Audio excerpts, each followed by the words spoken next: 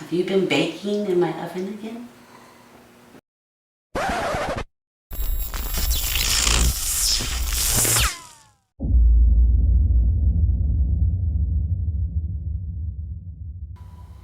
Welcome back to Afternoon Garage. Today it's going to get kind of exciting. Now we're going to start powder coating things. You know, I've already been painting stuff. And of course, along the way you saw, me put the front end together. And believe me, I've been doing a lot of plating as I go along as well. So along with the painting and the plating, I'm going to do some powder coating today. So we have, these are the lower valve covers here. They're kind of thin. This is the 930 style for the turbo. And here's the upper valve covers, and I want to powder coat these red. So let's get started powder coating these. I've already kind of flattened them out with some sandpaper on a nice piece of flat glass. So they should be pretty flat now. They should fit pretty well, but they're just the wrong color. So let's do something about that today. See how far we get. Kind of want to do the alternator fan, and the alternator, and the fan, and these, maybe some tins. Okay, back at the bench here. You can see these are pretty much ready to go. I basically just kind of sanded the Porsche thing there. Looks pretty good. 600 grit there, and yeah, this one's really kind of cleaned up well. Same with that piece here, but with these two you can see there's some cavities in this one. I washed this one once, this one twice, and probably need to do it once again. There's a couple things you're going to need here. The color I have is, I used Eastwood products. This is mirror red. Then of course everything you hang, you want it to be conductive. So we'll be using, this is from 22 gauge wire. And this is great tape here. This tape is good for 500-600 degrees. And basically I think what I want to do is just kind of tape just here and there, just to make sure that, I don't get any powder coating on here. As long as I powder coat this flat, I don't think it's going to contaminate anything else, although we'll see. And if it does, I'll just put it on a flat piece of glass again and sand it down. But I'd rather not do that, so I'm going to try using the tape here. And Scotch-Brite works well. A little super clean, and get them cleaned up, get them hung.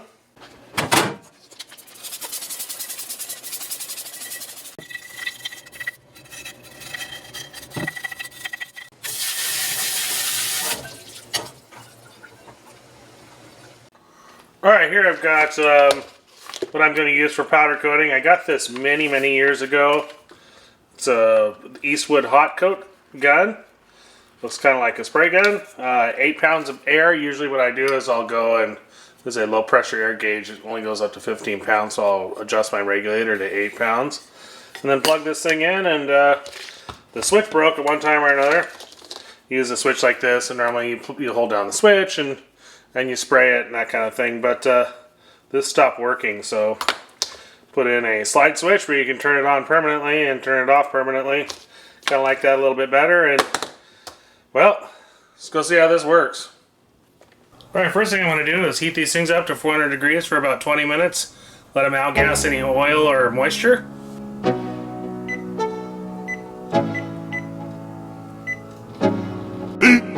15 minutes later.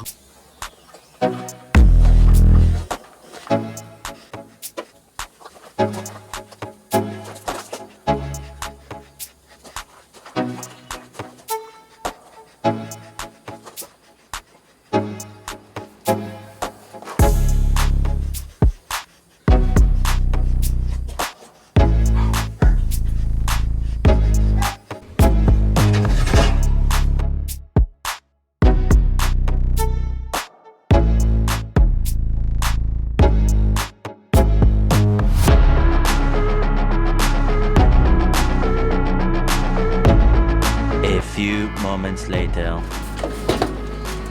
Alright, you can see it's kind of started flowing out. It's not totally glossy yet. So we'll set the timer for 20 minutes. 20 minutes later.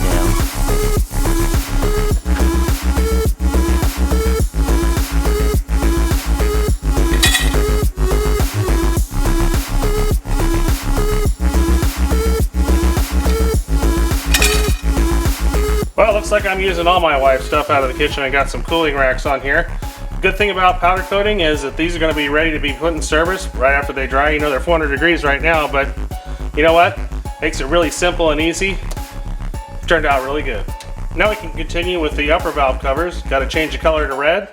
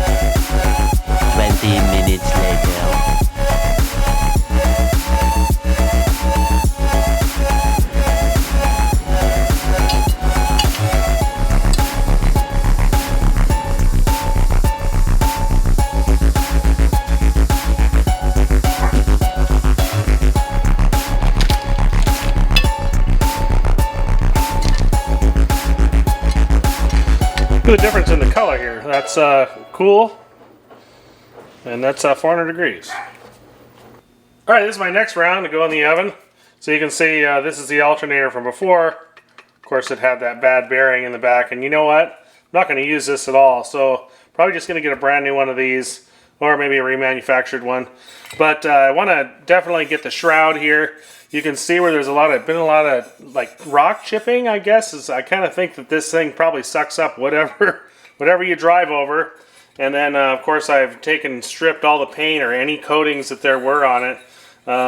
They're not in the best condition. This one here, I ended up having to massage a couple of the fan blades, but you know, they're on opposite sides, so I think it'll be just fine. But I wanted to make these kind of unique and kind of make it look like it was custom. So, you know, I looked at maybe painting the shroud red, or maybe painting these fan blades red. You know, I looked at a photo of that. And, you know, in the end, I kind of just decided what I want to do is just turn them back into silver. And the reason is this. I'm going to drive this car. It's not going to be a show car. And I think what it's going to do is it's just going to suck up everything. And then eventually this is going to get all chipped around here. So if you paint the shroud red, that'd be really cool. And, you know, especially if you have a interesting, you know, maybe a stainless band that goes over this whole thing. But once that chips back to silver, that's going to look like hell. So I think what I'm going to do is just make it go back to silver. I'm going to use the same silver I'm going to put on the lower valve covers. And that should look just fine and very stock, which is kind of what I'm after.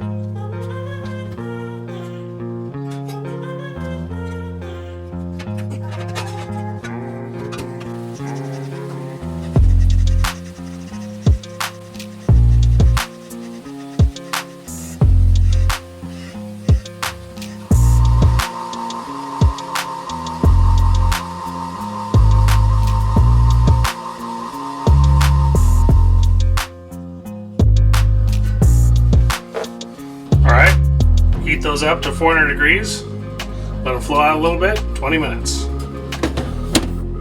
20 minutes later.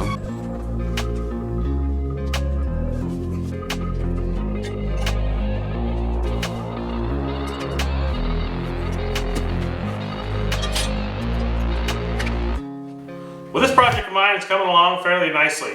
Probably won't be able to get to that fan in this episode, but you know, I put the valve covers on and boy, they look really good. So now next week, the next thing I'm going to have to get to is assembling that fan, you know, putting an alternator in the shroud and that kind of thing, getting it kind of bolted up in there. And also we're going to have to tackle that intake manifold. It's in multiple pieces. The whole thing needs to be pulled apart. You know, it's kind of hard keeping everything in check as far as all my plating goes. But, you know, I do it in sections, and then, you know, this section's for this thing and this section's for that thing. And so far, they're really not getting that messed up. And they're going back right where they belong. Another thing is, you probably want to be really careful. Probably shouldn't be powder coating in your oven at home. You know, you can see in one of those photos that one of those valve covers was outgassing quite a bit. And you definitely don't want that because... Why does it smell like plastic in here? Have you been baking in my oven again? Yeah, so the best thing to do is not cook in your oven at home, you know, basically just not really a good thing to do. You can buy an oven, you know, use it for, you know, out in the garage for purposes, and then you won't have any problems in your household. Hey, if you got anything out of this, give me a like and a subscribe if you like this content. And, well, thanks for watching.